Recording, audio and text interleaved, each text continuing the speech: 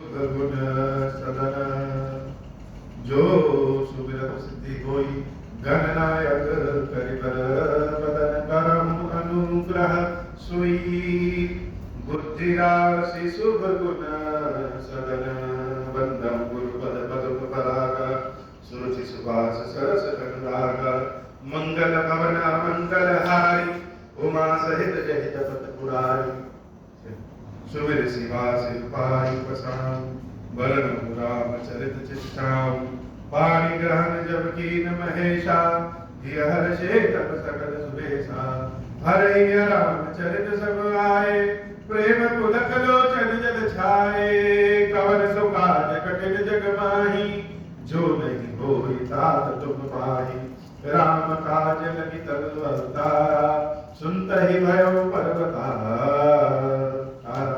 हे महादेव इस जगदम्बा बाबा इस जीवन बाबा न कोई कार्य करे नहीं कोई कार्य संभव भैया सारे कार्य सरल और संभव हो जाते हैं बाबा अगर आपकी कृपा हो जाए। नाथ दयालु कीजे ताहि सो बुद्धि बल सकिए जीति जाहि सो तुम ही रघुपति ही अंतर कैसा खल खदोत दिन करहि जैसा। प्रभु श्री राम की सेना जब लंका में चली आई तो देवी पार्वती देवी मंदोदरी को बहुत चिंता थी और रावण को समझाने के प्रयास में देवी मंदोदरी भगवान के स्वरूप की कथा भगवान के स्वरूप के बारे में रावण को बता रही। कल की कथा में हम लोग मधु कैटव की कथा सुने थे और गिरिराज की कथा सुने भगवान के 12 रूप की। आज कल हम लोग थोड़ा सा भक्त प्रहलाद की भी कथा सुने थे उसी कथा को आगे बढ़ाते हुए देवी मंदोदरी भगवान के रूपों के बारे में रावण को बता रही और यह समझाने का प्रयास कर रही है कि आप अगर सोच रहे हैं कि राम साधारण मनुष्य है यह बहुत बड़ी मूर्खता है। जिन प्रभु ने मधु कैटव का वध किया जिन प्रभु ने हिरण्याक्ष का वध किया जिन प्रभु ने हिरण्याकश्यप का वध किया वही परम ब्रह्म वही महाविष्णु मनुष्य स्वरूप में नर रूप में राम के रूप में अवतरित। भक्त प्रहलाद के पिता हिरण्याकश्यप अपने भाई हिरण्याक्ष की मृत्यु के बाद हिरण्याकश्यप राजा बना और जब राजा बना तो उसने बहुत अध्ययन किया बहुत कुछ सोचा समझा और अंत में इस निष्कर्ष में निकला कि भगवान है ही नहीं। आज भी इस बात की बहुत बहस होती है ईश्वर है कि नहीं है। ईश्वर को मानने वाले अपने अलग लोग हैं ईश्वर को न मानने वाले अलग लोग हैं और दोनों में तर्क वितर्क होती कि ईश्वर है कि नहीं। ईश्वर है कि नहीं यह प्रश्न आज का नहीं है। यह जब से पृथ्वी बनी जब से मानव सभ्यता हुई या जैसे तब से ईश्वर है कि नहीं। हिरण्याकश्यप ने पूरी तरह से सोच विचार के बाद अध्ययन करने के बाद नीति नियम समझने देखने प्रयोग करने के बाद इस निष्कर्ष में पहुंचा कि ईश्वर नहीं और उसने अपने समूचे राज्य में यह घोषणा करा दी कि अगर हमारे राज्य का कोई भी व्यक्ति भगवान का नाम लेगा तो उसे मृत्यु दंड की सजा दी जाएगी। चारों ओर यज्ञ हवन तप यज्ञ आदि सब बंद करा दिया गया। भगवान के नाम का स्मरण बंद हो गया। लेकिन एक जैसे आदत हो जाती है सबकी कोई काम हम कर रहे हैं तो आदत हो गई हम चाहे कितना भी कहेंगे भगवान को नहीं मानते लेकिन अचानक से कोई घटना घट जाए तो हम कहते हैं हे भगवान। हिरण्याकश्यप समझ गया कि लोगों की यह आदत नहीं छूटेगी तो क्या करें इस आदत की दिशा को अपनी ओर घुमा दें। हिरण्याकश्यप ने घोषणा कर दिया कि ईश्वर नहीं है लेकिन तुम लोग मूर्ख हो और तुम लोग की आदत है भगवान भगवान भगवान करने का, तो आज से भगवान मैं ही हूं, ईश्वर मैं ही हूं, मेरे ही नाम का मंत्र होगा, मेरे ही नाम का जप होगा, मेरे ही नाम से यज्ञ हवन आदि सब होगा। और समूचे राज्य में ईश्वर के स्वरूप में हिरण्याकश्यप का ही चारों ओर यज्ञ हवन सुवर्ण आदि चलने लगा। ऐसा प्रकोप हिरण्याकश्यप का हुआ कि जो लोग भी भगवान का नाम लेते वह उसको मृत्यु दंड देता। दूसरों को क्या कहे, देवता लोग भी हिरण्याकश्यप के जब दरबार में पहुंचते थे तो हिरण्याकश्यप को ही ईश्वर कहते थे। और हमारे देवर्षि नारद जी भी जब हिरण्याकश्यप के दरबार में पहुंचते थे तो नारायण की जगह हिरण्याकश्यप हिरण्याकश्यप हिरण्याकश्यप कहते थे, मानो वो ऊपर से हिरण्याकश्यप को और चढ़ाना चाहते हो। समय चलता रहा, चारों ओर हिरण्याकश्यप को ईश्वर मान करके लोग पूजा पाठ करने लगे और जो न करते उनको मृत्यु दंड दे दिया जाता। एक बार की बात है कि हिरण्याकश्यप की पत्नी आखेट के समय, वन विहार के समय उनका रथ रास्ता भूल गया। और जब रास्ता भूल गई देवी तो रास्ता कैसे याद आए? उसी समय देवर्षि नारद उधर से जा रहे थे, उन्होंने देखा कि महारानी जो है रास्ता भटक गई है, तो उनको रास्ता दिखाने के लिए वह उनके पास आ गए। सारथी महर्षि नारद के बताए अनुसार उस दिशा में अपने रथ को लेके जाने लगा और महारानी का समय कट जाए इसलिए देवर्षि नारद ने मौका देख करके महारानी को भगवान की कथा सुनाना शुरू कर दिया। अब भगवान की कथा इतनी सुंदर, इतनी बढ़िया, और जब सुनाने वाले नारद जी हो तो न सुनने वाले भी सुनने के लिए बैठ गए। वो महारानी भगवान की कथा में बहुत खो गई और मन इतना शांत हो गया कि उनको नींद आ गई। अक्सर देखा जाता है कि जब लोग कथा सुनने बैठते हैं तो कथा सुनते सुनते सो जाते हैं। अब यह कथा कहने वाला कथा इतना खराब कहता है इसलिए बोर हो जाते हैं, इसलिए सो जाते हैं। उनकी कोई रुचि नहीं होती है समय कैसे कटे इसलिए सो जाते हैं। या यह भी कह सकते हैं कि भगवान का गुणगान सुनते सुनते मन इतना प्रसन्न और शांत हो जाता है कि सो जाते हैं। वो महारानी भी सो गई, लेकिन जब किसी कथा सुनाइए तो कथा सुनने के बीच में हुंकारी भर जाती, हूं। महर्षि नारद कथा सुनाने के आनंद में हैं, वो देख ही नहीं रहे हैं कि महारानी सो गई है कि जगी है, लेकिन कथा के बीच में हुंकार ध्वनि आती रही और भगवान की बड़ी सुंदर कथा महर्षि नारद सुनाते रहे। कुछ समय बाद जब दृष्टि पड़ी तो देख रहे हैं कि महारानी तो सो रही, ये हुंकारी कौन कर रहा है? अपने ज्ञान योग से महर्षि नारद जान गए कि इन देवी के गर्भ में 5 महीने का एक बालक है। वह बालक बड़े ध्यान से श्री हरि की कथा श्रवण कर रहा था और वही हूं कर रहा। भगवान की लीला बड़ी अपरंपार हुई। भगवान बड़े से बड़े पत्थर को भी फूल से तोड़ने की क्षमता रखते हैं, दृढ़ को भी पहाड़ बना देते हैं और पहाड़ को भी दृढ़ बनाते हैं। कुछ समय बाद हिरण्याकश्यप के यहाँ पुत्र पैदा हुआ और पूरे संसार में हिरण्याकश्यप ने उत्सव मनाया, लेकिन ईश्वर के रूप में तो हिरण्याकश्यप का ही नाम लिया जाने लगा। बालक का नाम प्रहलाद रखा गया और वह बालक जब थोड़ा सा बड़ा हुआ, 1 वर्ष का हुआ, तो उसके पिता हिरण्याकश्यप उसको बार बार अपने ही नाम का मंत्र याद कराते, लेकिन वह बालक तो गर्भ में श्री हरि की कथा सुन चुका था, वह बार बार नारायण नारायण नारायण ही करता। राजा हिरण्याकश्यप बड़े ही नाराज हो गए और अपने पुत्र भक्त प्रहलाद को उन्होंने शिक्षकों के यहाँ भेज दिया, जंगल में भेज दिया कि इसको जाकर के मेरे नाम की धुनी सुनाओ, मेरे ही नाम की कथा सुनाओ और इसे सिखाओ कि संसार में ईश्वर अगर कोई है तो मैं ही।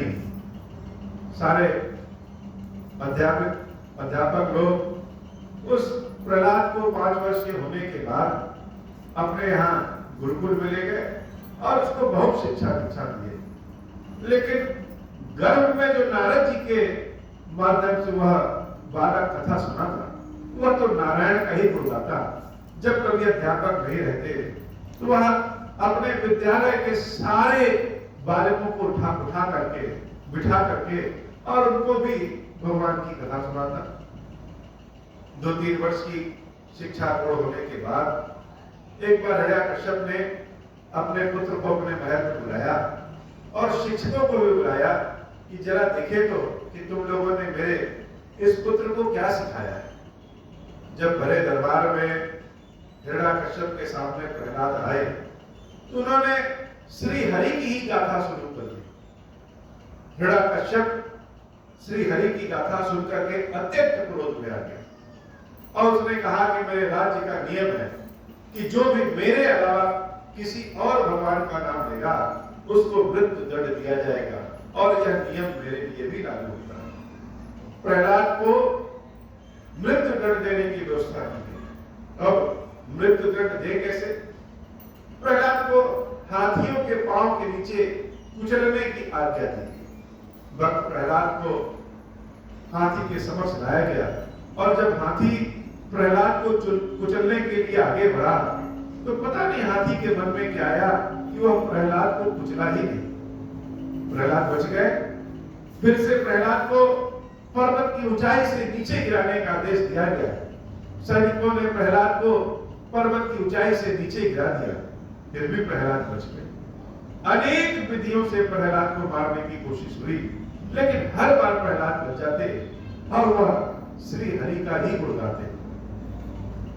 जब चारों ओर से हर उपाय करके देख लिया गया लेकिन प्रहलाद की मृत्यु नहीं हुई, तो हिरण्यकश्यप ने कहा कि प्रहलाद को अग्नि में जला दिया। अग्नि से भाग न जाए या अग्नि से बच न जाए, इसकी क्या व्यवस्था किया जाए।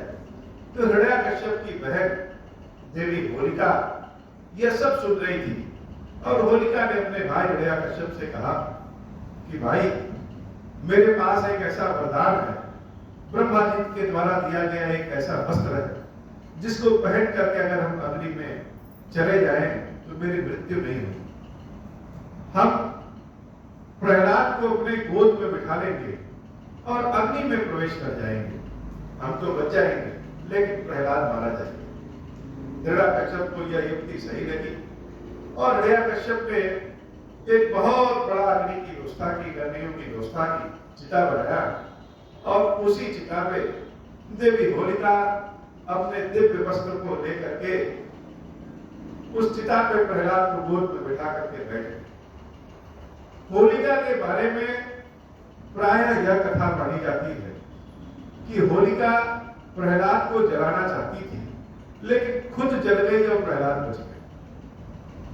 बहुत सारे लोग होलिका को बुरी नजर से देखते हैं कि राक्षसी थी और वो प्रहलाद को मारना चाहती थी, लेकिन जहां तक मेरी दृष्टि है, आज भी जहां पे भी होलिका दहन होता है, जैसे हम लोग रावण दहन करते हैं, तो रावण दहन करते समय हम रावण का सम्मान नहीं करते, लेकिन जब होलिका दहन करते हैं तो होलिका को पूरे सम्मान के साथ जलाया जाता है।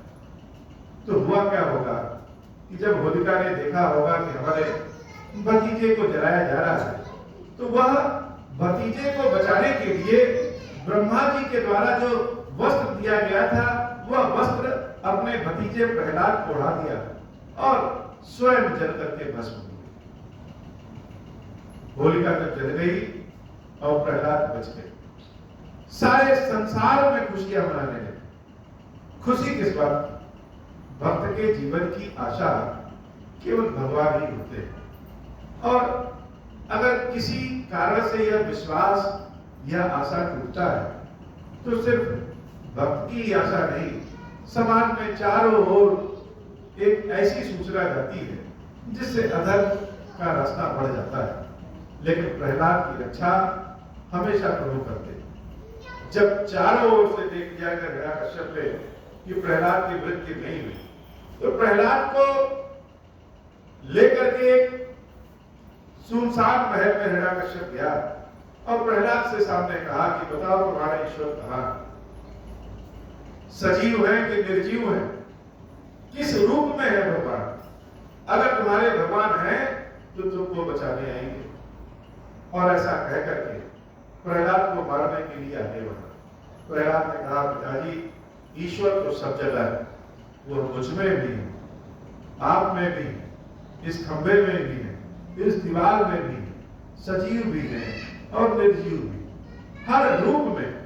हिरण्यकश्यप ने कहा कि क्या खंबे में तुम्हारे ईश्वर हैं? भक्त प्रहलाद ने कहा निश्चित रूप से है, और गदा मार करके खंबे को तोड़ दिया। आश्चर्यजनक रूप से उसी खंबे से भगवान नरसिंह के स्वरूप में प्रकट होते हैं, आधे पशु के रूप में और आधे मनुष्य के रूप में। बहुत क्रोधित अवस्था में आकर के वो हिरण्यकश्यप को अपने जांघे पे बिठा देते। हिरण्यकश्यप कहता है कि मुझे तो वरदान प्राप्त है कि न मैं दिन में मरूंगा, न रात में मरूंगा, न बाहर मरूंगा, न भीतर मरूंगा, न अस्त्र से, न शस्त्र से, न मनुष्य से, न देवता से, न ही किसी पशु से। नरसिंह भगवान हंसते हुए कहे कि एक बार मेरे रूप को तो देखो, मैं न मनुष्य हूं, न पशु हूं, न देवता के रूप में हूं, न भीतर हूं, न बाहर हूं, न अस्त्र से मारूंगा, न शस्त्र से मारूंगा, न दिन है न रात है। प्रदोष बेला में अपने नाखूनों से भगवान नरसिंह ने हिरण्यकश्यप का वध कर दिया और अपने भक्त प्रहलाद की रक्षा। यह कथा भक्त और भगवान की। भक्त हर ओर से भगवान पे ही निर्भर रहता है और ईश्वर भक्त के लिए अपने सिद्धांतों को तोड़ते हुए स्वयं प्रकट होते हैं। यही विश्वास है, यही कथा, इसी तरह का आशा, इसी तरह की यश कीर्ति को जब कोई सुनता है तो वह भगवान की ओर चला आता है। कहीं कोई जब रास्ता भी मिलता तो हे नाथ हम आपके ही सहारे हैं। प्रहलाद की भक्ति संसार में प्रसिद्ध है और उससे ज्यादा भगवान और भक्त भगवान नरसिंह का स्वरूप भी प्रसिद्ध है। मंदोदरी अम्बा जैसे बार बार समझाना चाहती है कि हे नाथ वह जो नरसिंह है वही राम के स्वरूप में प्रकट हुए हैं, इनको साधारण मनुष्य न जाने। चला कटुक प्रभु आय सुपाई को कही सकती दल बिपुलाई। लेकिन रावण को कहां समझ में आ रहा है? रावण तो जैसे काल की ओर बढ़ा जा रहा है।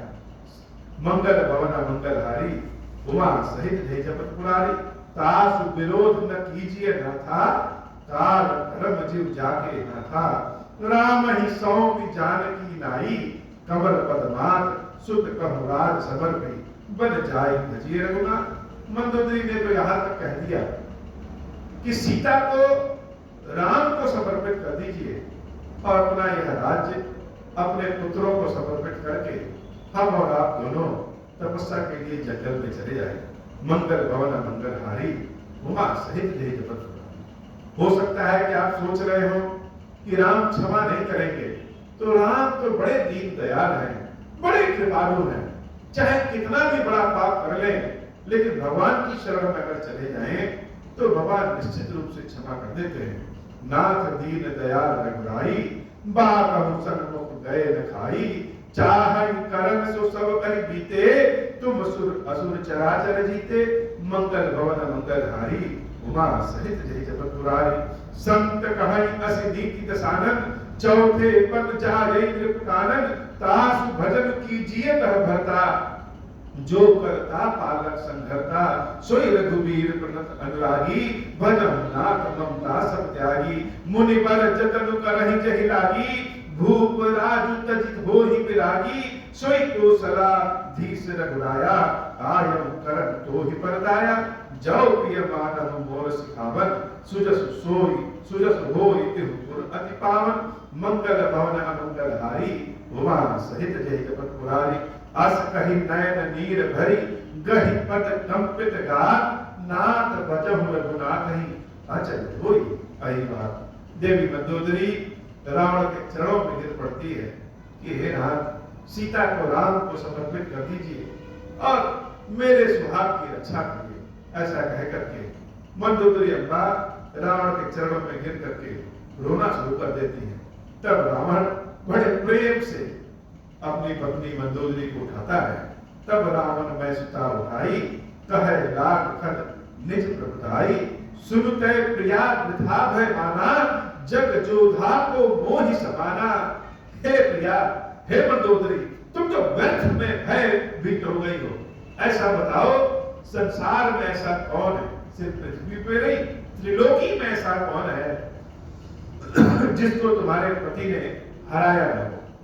चाहे वह वरुण हो, चाहे वह कुबेर हो, चाहे वह कौन देवता हो या यमराज हो या कोई भी हो, सबको तुम्हारे इस पति रावण ने हराया है। इन जानवरों इन पशुओं और मनुष्यों से तुम इतना भयभीत क्यों हो रही हो। वरुण कुबेर पवन जमकारा भुज बल जिते सकल दिखपाला देव तनुज नर सब बस मोरे कवन हेतु उपजा भय तोरे नाना विधि कही कहे से बुझाई सभा बहोरी बैठ सो जाई मंदोदरी हृदय अस जाना काल बस उपजा अभिमान। अनेक तरीके से मंदोदरी को समझाया और जाकर के सभा में बैठ गए। देवी मंदोदरी जान गई कि रावण अब धीरे धीरे काल की ओर जा रहे हैं, इसलिए उनकी बुद्धि पलट गई है।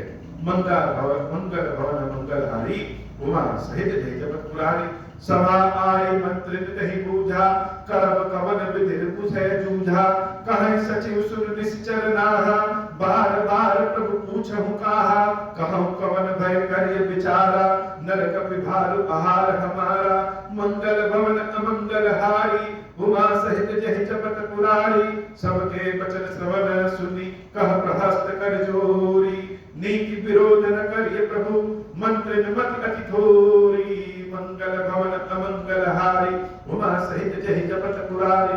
रावण जब अपने दरबार में बैठा तो एक बार सबसे फिर से पूछा कि क्या तैयारी किया जाए। सारे मंत्री लोग कह रहे हैं महाराज आप क्यों इतना परेशान हैं? देवताओं को जब चुटकी में हरा दिया इन मनुष्यों और पशुओं से भयभीत होने की क्या बात। यह तो हमारे आहार है, हमारे सारे राक्षस इनको खा करके अपना पेट भर लेंगे। कभी कभी व्यक्ति सुधरना चाहता है लेकिन उसके ऐसे कर्म होते हैं जो उनको सुधरने नहीं देते। रावण का 1% के लिए अगर मन करे भी राम की ओर जाने के लिए तो रावण के जो दरबारी हैं वह रावण की इतनी प्रशंसा कर देते हैं सुना सुना के कि रावण कभी अपने पाप से बाहर जा ही नहीं पाता है। उसी सभा में एक प्रहस्त नाम का भगवान का भक्त था। उसने खड़े होकर के रावण से विनती की कि हे नाथ सीता को राम को समर्पित कर दीजिए। अगर सीता को राम को समर्पित करने के बाद भी लंका पे राम आक्रमण करते हैं तो सबसे पहले राम से मैं युद्ध करूंगा। लेकिन नाथ अगर सीता को समर्पित करने के बाद प्रभु श्री राम लौट जाते हैं तो युद्ध करना कोई उचित नहीं है। कहीं सचिव सच ठकुर सुहाती नाथ नपूर आओ यही भांति बारथ नाथ एक कपि आवा तासु चरित मन महु सब गावा छुड़ा न रहे तुम्हें सब काहू जारत नगर कसन धरी खाहू सुनत नीक आगे दुख पावा सचिवन असबत प्रभु ही सुनावा जय बारिश बधायो हेला उतरे हुसैन समेत सुबेला शोभन मनुज खाक हम भाई बचन कहीं सब गाल खुलाई तात बचन मम सुनु अति आदर जन मन गुनहु मोहि करि कादर प्रिय बानी जे सुनहि जे कहाई ऐसे नर निकाय जग कहाई बचन परम हित सुनत कठोरे सुनहि जे कहाई ते नर प्रभु धोरे प्रथम वसीठ पढ़ऊ सुन नीति सीता दे करहु मुनि प्रीति मंगल भवन अमंगल हारी मुआ सहित जय जपत पुरारी नारी पाई फिर जाय जो तो न पड़ाय हिरारी नाहित सन्मुख समर मही तात करिय हठी मारी मंगल भवन मंगल हारी उमा सहित जय जपत पुरारी यह मत जो मानव प्रभु मोरा उभय प्रकार सुदस जग तोरा सुन सन कहा दस कंठ रिसाई असीमति सठ के हितो ही सिखाई अब हिते उत संशय होई वेद मूढ़ सुत भय घमोई सुनि पितु गिरा परसी अति घोरा चला भवन कही वचन कठोरा हित पत को हिन लागत कैसे काल विवश कहूँ भेषज जैसे संध्या समय जानी दस शीसा भवन चलो दीर्घत भुज बीसा लंका शिखर अपर आगारा अति विचित्र तह होई अगारा अखारा बैठ जाय कही मंदिर रावण लागे किन्नर गुण गन गावन बाजहि ताल पखाउज बीना नृत्य करहि अक्षरा प्रवीणा मंगल भवन अमंगल हारी उमा सहित जय जपत पुरारी सुना सीर सत सरित सो संतत करई विलास